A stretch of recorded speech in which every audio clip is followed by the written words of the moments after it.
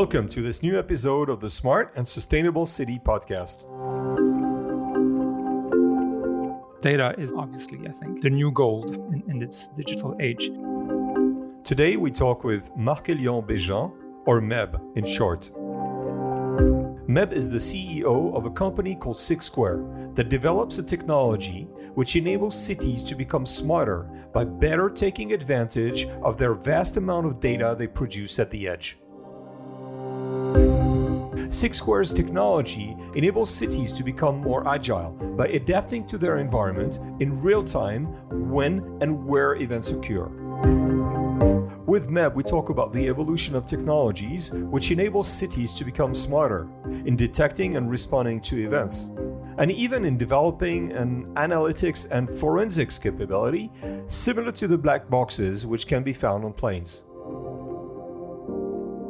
Hi Pierre, my name is Marc Elian Bégin. People normally call me MEB, it's my initials. I'm CEO and co-founder of SixSq. And you're living in Geneva, but you originally come from Quebec in Canada, right? Yes, well, I was born in Strasbourg in France. My father is French, but my mother is Canadian. So I grew up in Montreal in Quebec, in the French part of Canada, indeed. And then you moved over to Europe? So I first studied in Montreal. So I did my engineering degree in mechanical aerospace engineering at École Polytechnique. And then started working in the aerospace business in Canada for the Canadian Space Agency first, and moved to Europe, working in software mostly. And then in 2004, I fancied a change or a new challenge. And we sort of loved the Swiss mountains. So I found an opportunity in Geneva at CERN, the European Lab for Particle Physics. So I joined the grid deployment group.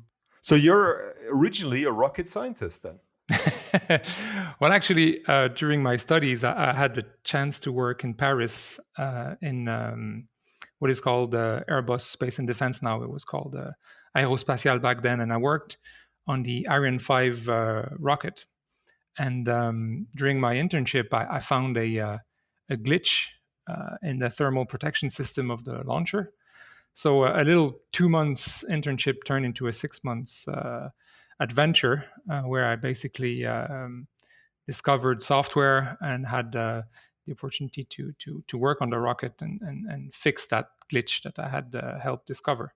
So that basically was very important in my career because it created a really solid foundation, which I built on after that.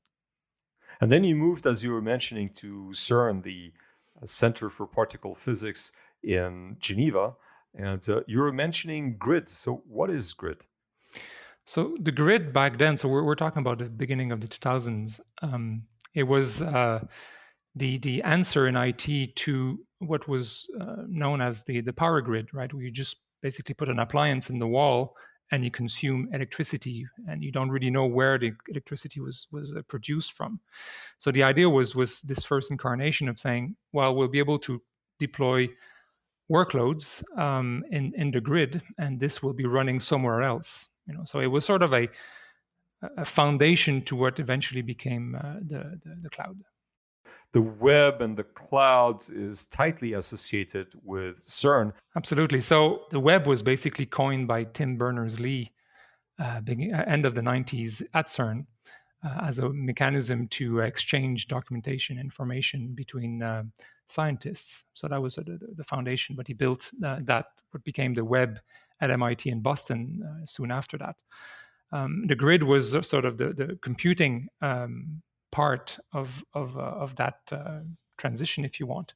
And in 2007, I was actually in Manchester in a conference, and I heard a gentleman called Tony Hay talking about the Elastic Compute Cloud and the Simple Storage Service, with the two foundation services of what Amazon had just announced as the cloud. And I thought that was a complete paradigm shift in the IT industry. So came back to CERN really excited and brought that sort of enthusiasm with me. Back then, my colleague at CERN were a bit lukewarm at the idea of the cloud because there was so much emphasis and focus on the grid. But that process really led me to be even more convinced that the cloud was a real deal. And through that process, I basically evangelized the cloud at CERN. Since then, CERN has become one of the biggest consumer, at least in research and academy, of cloud. Also became a customer of SixSq. But through that process, I sort of laid a foundation of what SixSq would become. What is SixSq? So SixSq is a software company that delivers edge to cloud services. We've created a service called Nuvla.io, which includes a technical platform, but also a marketplace, such that application vendors can leverage to deploy their application at the edge. And system integrators and end customers can then manage in a very flexible and agile way their infrastructure by swapping and integrating different type of applications in that edge infrastructure. Okay, so lots of technical words here. Let's talk about the cloud. Let's talk about the edge. And what are the use cases then that can be deployed in cities to help them become smarter? So the cloud is it's both technology packaged in a very simple way and a contractual mean put in place in order to purchase that service. And the service is simply being able to hire, if you want, compute and storage and networking over the internet so that you can deploy small or very large computing, storage, and networking services and applications in these environments very, very simply. It comes with a sort of a pay-as-you-go model that is actually quite interesting. So you don't have to purchase hardware, install hardware, and do all of this work upfront, not knowing exactly how much you're going to use of it. So that's the paradigm shift that the cloud brings, is this ability to consume as your need with a very simple contracting environment, so that you don't you can actually do this very quickly. Clouds was developed with the help of big companies such as Amazon that develop AWS, and Microsoft that develop Azure, and Google that develop GCP. But that's what's called public cloud, right?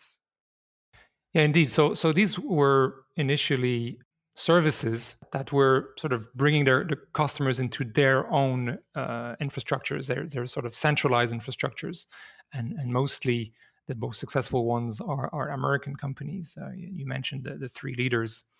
Um, at the same time, there was this need to remain in control of the data, because the data is obviously, I think, the new gold in this digital age, and the organization wanted to keep control of that. So there was this need to create what is now called private cloud. So software and hardware that companies and organizations could actually put together to create a similar environment than the public cloud providers, but inside a data center owned or accessible directly by the customers. And of course, there's that whole discussion about data privacy and data sovereignty. So companies, and particularly the public sector, is interested to be able to choose its cloud infrastructure. Absolutely. So for many years, Amazon was the only show in town, and they were also pushing public or nothing, right? And so I took part in the inception of initiatives like OpenStack, for example, or in Europe, Open Nebula, and these initiatives to create software distributions to democratize a little bit the cloud space. And it worked, because nowadays even the public cloud providers are starting to provide a distribution that allows you to create a smaller pod, if you want, of their cloud in a private setting, and Amazon is doing the same thing. So I think the war, public versus private, hopefully is over, and then people more and more realize that the future is hybrid, where you'll have a mix of things. Public, private, both. And then we start to extend this to the edge, which I'm sure we'll talk about a bit more. We understand what the cloud is. You said compute, storage, and networking infrastructure that usually resides in a data center and that gets operated either by the company in a private cloud or the organization in a private cloud, or by big cloud providers such as Amazon, Microsoft, or Google. But what is the edge? Instead of moving all of that data, often raw data, thinking about video streams or audio streams or measurements of different sorts. Instead of moving this into the cloud, we leave it where it's produced and we move compute close to that source and then process that data first. So that's the edge, right? And from that pre-processing, if you want, then we can reduce that data, take decisions on site, and then only transfer a small subset of often aggregated data back into the cloud. But one thing that sort of has accelerated this transition is AI, right? Because AI has this amazing capability to extract. That's artificial intelligence, right? Yes, artificial intelligence. These are programs that are able to make decisions out of a large amount of data. In order for those to work, they work better if they're close to that data, as opposed to moving all of this data into the cloud and then providing those answers there. So the edge is a physical location that is close to data monitored. So for example, if you have a video camera, there's what you're saying, there's a computer that's connected to that video camera and that takes the analysis with maybe artificial intelligence of the video feeds. Exactly. What you say is exactly right. Walk us through a use case where there's data, there is an edge, and there is the cloud, and how all of this works. We can adjust the amount of lighting on main arteries based on the density of traffic. In order to do that, you need to have a near real-time response to how much traffic is going up and down. And based on that, you can recategorize the street and then therefore lower or increase the level of light in order to keep the users of the street safe, right? To do this, you basically typically use sensors, and the cheapest sensor nowadays are audio sensors or video sensors, so cameras and microphones. But this represents a lot of data. So we process that data stream in situ, so inside of the lighting infrastructure. And when we detect that there's an important drop in traffic or an increase following whatever events that are guiding those dynamics, then we can take the decision to lower or increase the level of lights of all the luminaires that would be connected to that region where this traffic is relevant to. This is sort of a first generation of use case that we've been successful in deploying over 20 different cities in Europe doing that. But what I find really exciting is because, remember our initial desire at SixSq to create these generic tools to facilitate application deployment is now because we've used that type of tools and services to deploy this AI and these analytics applications at the edge. Once this investment has been done by the city, then they can actually do more with it. Right? They can actually start to say, well, can we actually just simply do categorization of traffic? Can we detect accidents? Can we detect different events that are taking place in around the streets? And then it becomes like an innovation hub, an opportunity to go beyond that initial use case to deliver more value and also in some ways provide the citizens and all the actors of the cities with powerful tools to invent tomorrow's city. So you could connect different sensors, such as you're mentioning sound sensors, but maybe also pollution sensors or humidity sensors, or just any other type of sensors to that same box, that computing box that resides on the edge for an immediate response. Is this what you're saying? Absolutely. So once the compute infrastructure is in place, then, like you say, you either physically or through a radio link, you connect the sensors to that device, and then these are recognized by our management platform, and then from there you can start deploying new apps that are able to make sense of that new data, and then do also what we call data fusion. Is taking smarter decisions by mixing, like you say, air quality with perhaps air quality degraded because we saw that there was a car that is polluting, or there's some works that are being done on the roads and so on. So you can start fusing things together and taking a lot more interesting decisions or creating insights around the city without having to plan everything ahead of time. And the edge is not just one location, it could be thousands of locations, all interconnected, and being able to monitor real time what's going on in the city and enabling the city to adapt itself in an agile way. Absolutely. It's all about understanding, putting virtual eyes and ears across the city, but with a purpose, right? So you're able to actually use this information in a purposeful way to take the right decision across the city, and potentially have this information in real time. So you don't have to do what is currently often done is I don't know, you've seen rubber tubes across the road. These are counting uh, devices, and so still today, then people are actually putting these rubber tubes across the road attached to a little cabinet, and then after a few days or a few weeks, somebody comes and then takes the data from a USB stick and then removes the system and then writes a report. Right, that's still happening nowadays. The type of system we've been describing now would provide this information everywhere in real time and more. Now, I'm thinking if you're deploying some computing devices on the edge, as you say, can this be used then to detect an incident and to potentially be a black box like you have in airplanes, right? A black box that would allow you to do a forensics of an incident that happens, such as an accident or an explosion in a city. Absolutely. So we've created actually an application that does exactly that, and the idea was to find an answer to, because we're not moving all the raw data into the cloud, when there's what we call a significant event that happens in the city or inside of a critical infrastructure, you still want to know what's going on, right? So this concept of forensic, in order for forensic to work, you need to have accurate and vast amount of information.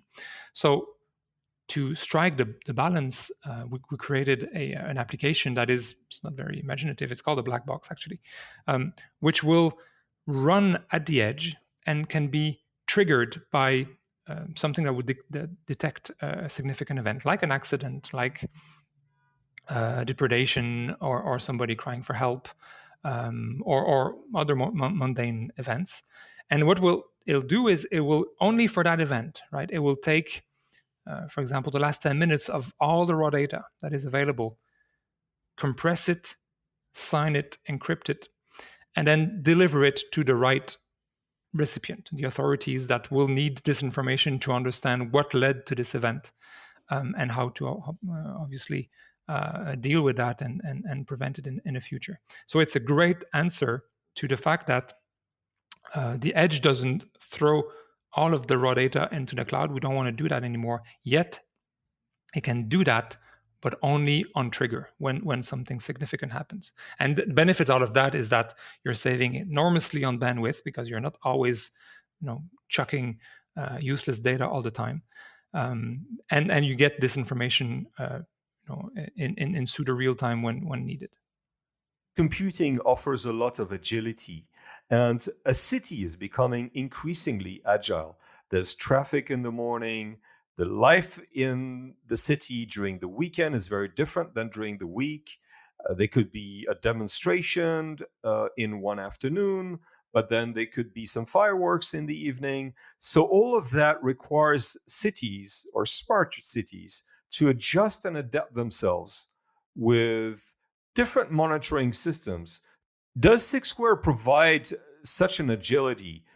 Absolutely. Since our solution, our main solution is called Nuvla.io, is a management platform that's connected to an app store, we can actually deploy, and the customer can actually deploy different range of applications based on a range of criteria. You describe some of them. So you might want to run some application during the day based on traffic, for example. At night, you want to change the dynamics or change what you're looking for or the type of services you're delivering. Weekends and so on. Around schools, kids are very active when the school is open. When a school is shut, then perhaps something different is happening. People are using the facilities that a city provides to its citizens different ways during the day, during the night, weekend, and so on. For stadiums, a rock concert will be a very different activity from a football match or a religious event or whatever else you're having then. Can you talk about what you're doing in the humanitarian field? Yeah, so we had the chance actually during this difficult year of 2020 to close a very important humanitarian organization here in Geneva. And the challenge they have is being constrained from a funding perspective. Yet their need for humanitarian intervention is only growing. So they need to automate the execution of field clinics and field hospitals by deploying semi-autonomous systems, because they want to send in Africa, for example, or the Middle East, medical staff, right, and not IT people. So we're working together, and we're now deployed in 10 different field hospitals and clinics in Africa and Middle East, and so we're very proud of that. And the idea is that the operation center and the operation team stays in Geneva and operates all of those distant IT systems that are running at the end of a very sometimes weak power network or computing network.